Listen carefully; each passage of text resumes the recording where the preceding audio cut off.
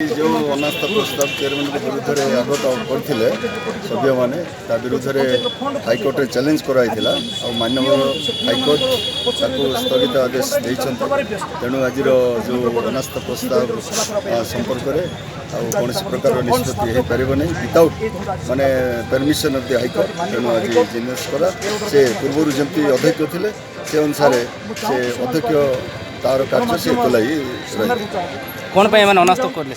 किसी नहीं तांकर निज निजर स्वार्थ केतक सरपंच मैंने निजर स्वार्थ बोलिकी गत पूर्वतन वीडियो त्रिनाथ माझीर बदली की नहीं से असंतुष्ट हो विदाउट रिजन माने बिना कारण अध्यक्ष विरुद्ध में अनास्था प्रस्ताव एकजुट होकर आगत करते जहाँकि प्रोसीजर नाला जड़े बहिष्कार होती समिति सभ्य न थी सी अनास्था प्रस्ताव दस्तखत कर सब कारण जो आज से बोधे उच्च न्यायालय उद्बोधन माने हृदय कर आज आदेश देते तेणु से अनास्था प्रस्ताव आज हो पारा नहीं।